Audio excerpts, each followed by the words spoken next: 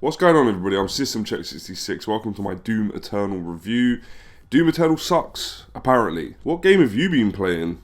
Because Doom Eternal, from what I can see and having finished the game and defeated Icon of Sin, it fucking rocks. Like, this game is a wicked sequel. Like, a really, really good sequel to Doom 2016. The learning curve is steeper, yes. It's a lot harder. There's more enemies to fight. You have to get into a groove throughout each level and stuff, each battle. You know, the story is more prominent in this game. It doesn't take away from the core gameplay experience, though. You know, the cutscenes ain't very long, and you can skip them. A lot of people are trashing on this game because it's the in thing to trash on everything, to get views and clicks. You have to cause controversy. Well, I'm here to tell you, as a fan of Doom 2016 and a fan of this game fucking rocks. It's a wicked sequel. Is it better than Doom 2016? They're both kind of different. Like, they're similar in some ways and different in a lot of other ways. This is more varied in terms of locations.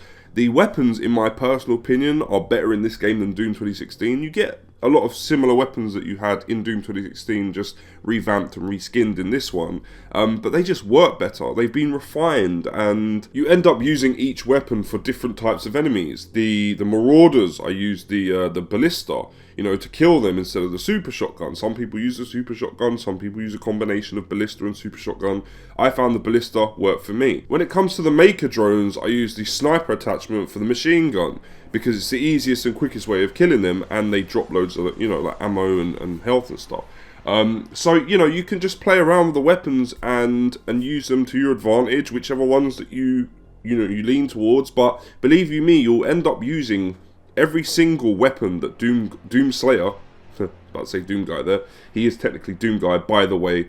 In previous videos, people wanted to come at me and say, he's not Doom Guy, he's the Doom Slayer. No, they're both the same person. It's been actually confirmed in this game. It's been revealed in one of the cutscenes. He's the fucking Doom Guy, and then he turned into the Slayer, like I predicted. Anyway, it's an incredible game, and using every weapon to your advantage for all these different enemies is great. Like, all these power-ups and stuff that you get, the blood punch, the speed up power-up, the quad damage, all that stuff, it makes a return. The crucible like power-ups and stuff, so you can use your crucible. Like, all this stuff just plays a part in this game. And unlike 2016, where I concentrated on just the weapons that I liked, in this, I used everything, and that's a testament to this game and how it's been created and stuff. All the enemies have different patterns of attack. You have to kind of learn how they move, how they attack, all this stuff. And, you know, it's on a par with 2016 in that way, but they're just a lot more aggressive and a lot harder to get through. I found using homing rockets on Revenants and Mancubus and just the bigger type enemies worked quite well. If you got their health down a little bit, you could just fire off a few homing rockets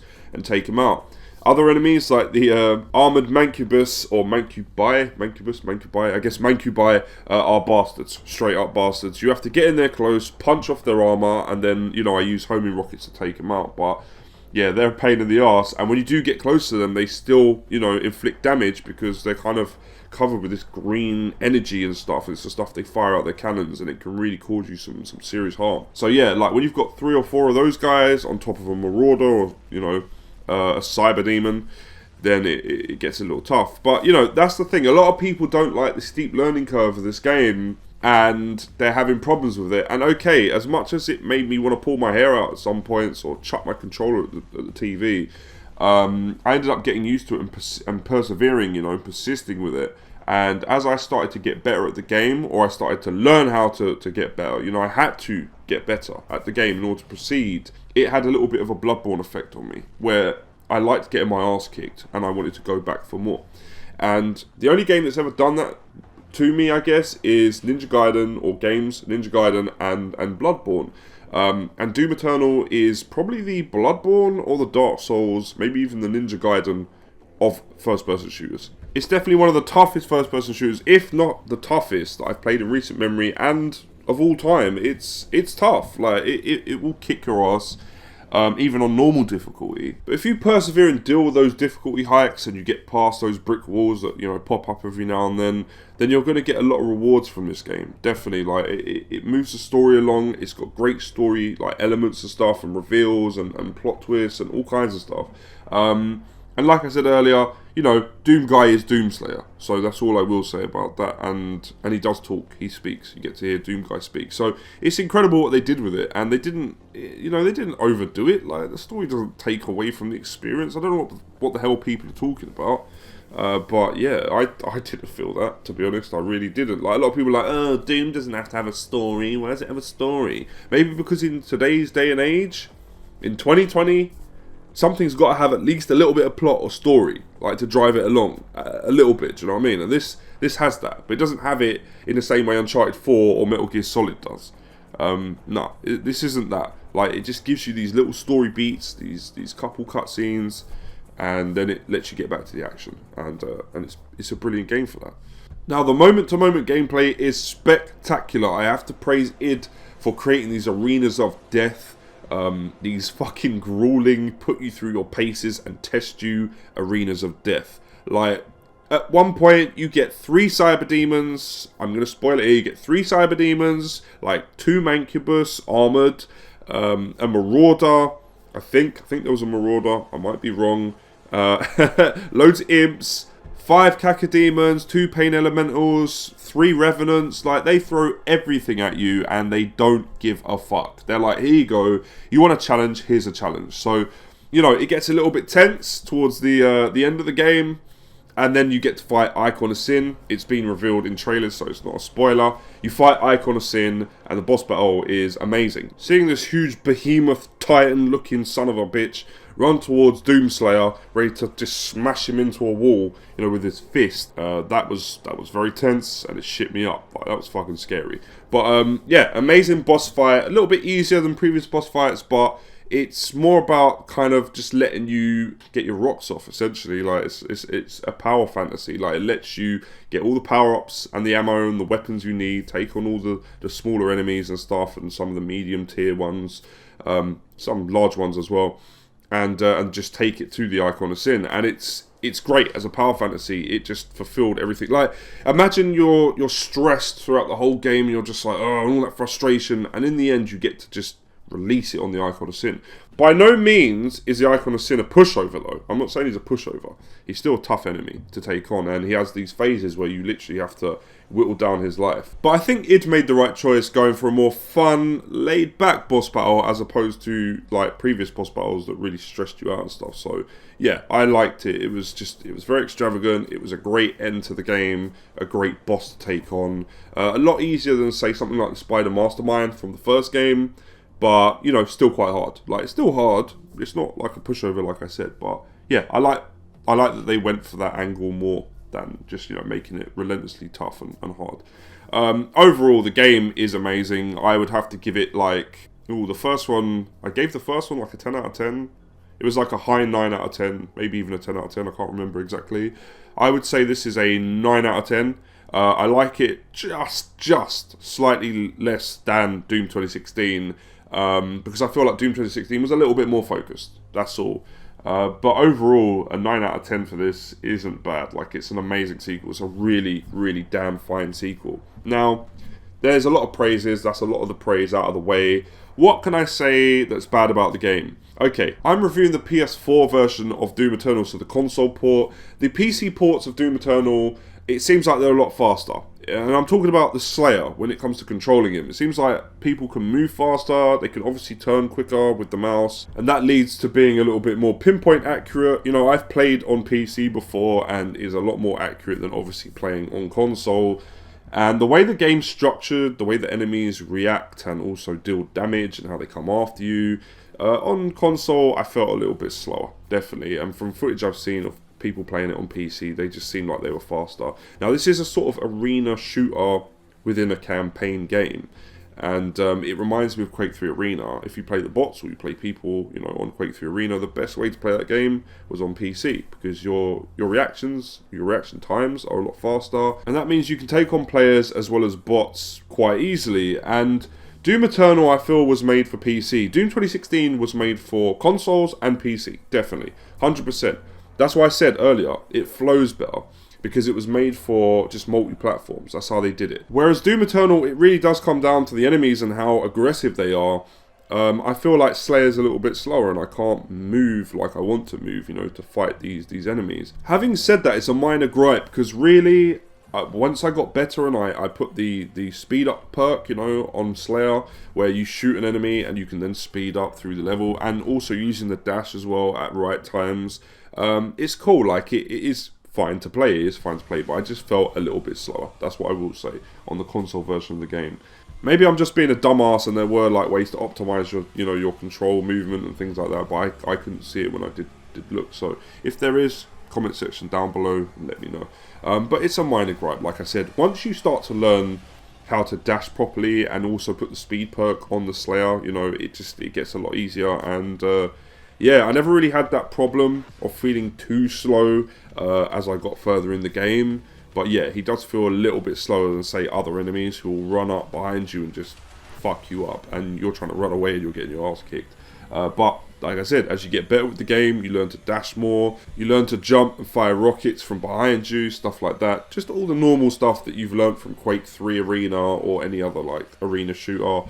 Yeah, it gets easier. And obviously, you know, killing enemies and then being able to dash a little bit quicker, just it helps out. So I always had that perk on. Overall, it's not really a fault of the game. It's just the fact that, you know, it's the console version versus the PC version. The PC version just feels a little bit quicker. But hey, I'm not holding anything against id. Look, I'm glad that we have this pretty damn good console version and console port of the game. Doom started off on PC, that's its home. Yeah, it's like Resident Evil started off on PlayStation. So yeah, I wouldn't have it any other way. Like, I'm glad that PC owners can play the game as it's meant to be played, and console owners, we get a really good port anyway. It just feels a slightly bit slower. It's really hard to come up with things that I dislike about this game, but I have to come up with some good points and some bad points. But it's very hard because I like the majority of this game. I really fucking love this game. It might even be a 10 out of 10 later on after I've played it more.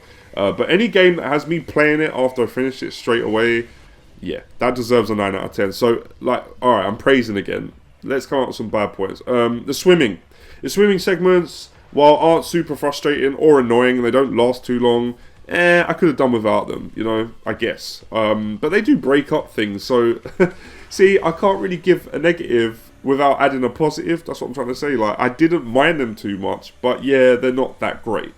There we go. We'll leave it at that. That's the only way I can think about it. What else? It's very, very hard. I really, really fucking love this game. Okay, I guess the platforming sections can get a little tedious and a little bit annoying if you're not into platforming and you just want to, you know, run and gun. But I'm an old school Metroid Prime head, so I don't mind platforming. I like Mirror's Edge, games like that, so I'm actually cool with platforming. But there are moments in the game where you don't know where you're supposed to go. I think the Doom Hunter base had sort of platforms that fall. You have to grab onto them, but they fall, and then you have to find out where the next one is, you know, within the time limit, and jump onto that. And that got a little bit annoying the first time I played the game because I didn't know where the fuck I was going. And if you do fall, you lose armor and you lose health. Now that can be extremely frustrating and annoying if you're going into a battle with about 20 demons and you don't have enough armor and health because you've fallen during these platforming segments. If I'm realistically critiquing this, they put a little bit too much emphasis on the platforming segments in a Doom game. That's all I'm saying, and it doesn't need to have as many platforming segments as it has. For me personally, it's fine. For other people, it might piss them off. That's what I'm trying to say. I personally don't have that much of an issue with it, except for when you're trying to find out where to go, and you don't know where to go, and the platforms are falling. You know, then that gets annoying. But once you learn the levels and you've made those mistakes and you know where to go, it gets easier, you know. So it's all about just learning, falling at the first hurdle, and then getting better. There's a lot of platforming segments in this game, I won't lie, but they do break things up. Like, they change the pace a little bit from the combat, you know. And I personally, the second time playing through the game, I personally don't mind them. I like them the second time. First time, it got annoying, definitely. Doom Hunter base pissed me off. Platforming sections in Urdak, yeah, that was annoying. But once you learn where to go and how to handle them, they get a lot easier, believe me. So yeah, a few too many platforming segments, but nothing that detracts from the game. Overall, it's not that bad. It really isn't. Now, one thing that I found that got on my nerves, and some people might find gets on their nerves, is you get trapped into corners a little bit sometimes. If you're getting just bombarded with enemies and you've lost your train of thought, like, you can't stop for a second in this game. You can't stop to think, you know, or breathe or anything. There's There's moments in this game where I literally wasn't breathing, and then after I'd finished a boss or I'd finished a particularly like hectic, battle with demons, I was literally like, like it was just like a release. And I remembered, right, I wasn't breathing. But yeah, you do get trapped in corners a little bit, and that can get fucking annoying. And there's a few glitches as well where, I kind of was up close to an enemy. I used a glory kill, and I ended up going through the wall a little bit and then, popping back out. So, there's a few blemishes and stuff that you find in normal games, especially one this hectic and this fast to play, but they're all normal things, really, realistically. These are just small little minor things. I can't even, do you know what, I can think of so much praise for this game, but I can't think of many more bad points to aim at this game. It's all good from here on, and to be honest, you can't have a review that has good points and just all good points and no bad points. Everything has bad points and good points, and to have a balanced review, you have to, weigh it out and come up with some good points and some bad points. But we're going to get back to the good points. A lot of arguments aimed at this game is it's a little bit more campy compared to Doom 2016. I would agree that it's a little bit sillier, but I like that. That's the thing. A lot of people haven't played the original Dooms if they're saying that spherical face orbs, that give you quad damage or top up your armor and health, are weird in a Doom game, because in the original Dooms, that's what we had, and that's what they're appealing to. They're bringing all that stuff back, and I fucking love this game for that. I do. I love that it's a little bit more silly than Doom 2016. Doom 2016 wasn't like super serious. That's what people aren't realizing. In Doom 2016, you still had enemies spitting out health and ammo and stuff like that, and armor, and in this, they just push it a little bit more. Like, they push it a little bit more, and I'm perfectly fine with it. And a lot of us are perfectly fine with it. I love that id aren't taking this super serious, We have platforming segments in levels like Hell, where there are literally Mario Brothers spinning fireballs that just spin around and you've got to dodge them. That is a nod to Mario Brothers, because you're doing a platforming segment, okay? And it's in Hell, so why wouldn't there be spinning fireballs and things like that? And I fucking love that. You can see the nods and stuff to different games like Mario Brothers, and these are games that they probably played, the id team played, and they wanted to put it in there, and I think it's brilliant. And it's not out of place because it's in Hell. Weird shit goes down in Hell. It still has a serious side. This game is still raw. It's still dark. It's still got a cool story. It's a raw story. It still takes itself serious in some ways, and in other ways it doesn't. It just has fun. And that is the main thing about Doom Eternal that people aren't realizing. It's a fun game. That is it. It's a fun game that has a cool story, cool power-ups, and weapons, wicked bosses, great looking demons. I love it. I love every single aspect of this game. I really fucking do. While I'm making this review, I want to just go back through the levels and collect all the hidden stuff that I didn't get before. I'm literally forcing myself in some ways to make this review because I want to go back and play some more Doom Eternal. Yeah, like, I love the silliness of the game. I love that it's just so off the wall. I love it. As a fan of the Metal Gear Solid series, which can get extremely campy and very silly, as a fan of films like Evil Dead 2, Army of Darkness, Tremors, you name it, like, I'm all for the horror mixed with, comedy and a little bit of silliness. I love that. It breaks up the seriousness of the rest of the gaming industry. Trying not to offend anyone and appeal to the LGBT crowd, and let's not offend anyone. Do you know what? Doom says, fuck you, we don't give a damn. Like, if you don't like this, it's a power fantasy, you're playing as the Slayer. Essentially, this new age gladiator that has all this rage coursing through him, and he just wants to rip and tear through every demon he comes across. Like, that is what the game gives you, and it doesn't hold back, and it is action from start to finish, non-stop. And a lot of us love that. Now, in an old video that I had posted up, but I deleted because I was like, I don't really want to jump on this controversy thing. It's not what I intended to do, but it just turned out like that. I wanted to give my opinions and throw my 2 cents in there. And you know what I mean? People were just coming at me and saying, well, actually, and all this other crap. And I was like, I can't deal with this. It's getting on my nerves. So I actually deleted the video. But I said originally, when all that controversy stirred up surrounding Doom Eternal, I said originally, you don't understand that id are just trying to make a joke, yeah, and it's got nothing to do with what you guys are thinking it's got to do with.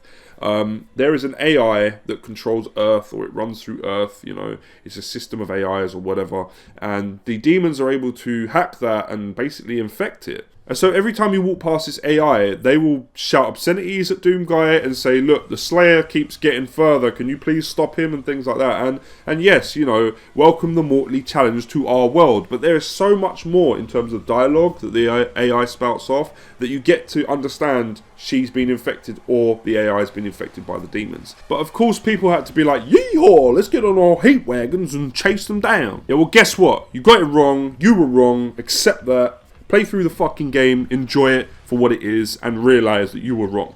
So anyway, look, I'm glad it stuck to their guns and they didn't give in and all this other stuff, you know, because of these stupid, like, bandwagon jumping fools, man. They were just retarded. That's the truth. As for the game is glorious. It's such a good sequel. It's everything I could have hoped for in a sequel to Doom 2016.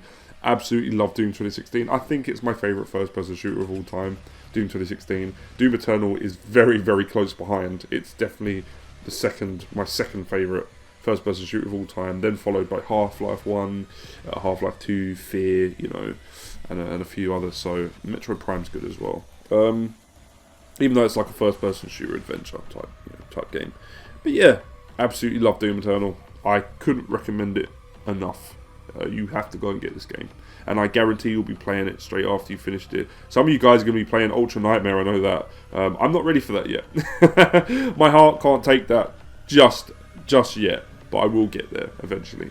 But yeah, I had a lot of fun playing on Hurt Me Plenty. And going back through, as I'm doing now. To get the Unmaker, a weapon from Doom 64. So I'm going back through the levels and I'm going to do the challenge rooms and stuff like that. To get it. So I really want to get my hands on that weapon. But overall, yeah, it's great to go back through it and, you know enemy placements and handle situations differently, you know, and battles feel a little bit easier. Overall, 9 out of 10 from me. Yeah, straight up classic and one of the best games on the PS4, Xbox One and PC that you can own. That's about as much praise as I can give it. If you enjoyed this review and you dealt with my little rant, I had to get it off my chest. So sorry, you know you can just skip anyway. You just skip fast forward. It's fine. I don't mind that. You can skip the rant if you want to. But if you enjoyed the video overall, go ahead and leave me a like. Subscribe to the channel if you're a huge Doom fan like I am. And I'll always put up Doom content and stuff like that. You can go and check out some of my Let's Plays. They're only short as well. They're only about 2 to 3, well, 5 to 6 minutes long. So they're not long to watch. So go and check out some of my Doom Let's Plays. There's only 2 of them at the moment. And yeah. Just subscribe to the channel if you like me as a content creator and you like the Doom content that I am uploading. Until next time, I've been SystemCheck66. And remember to rip and tear until it is done. And I'll catch you guys again next time. Peace.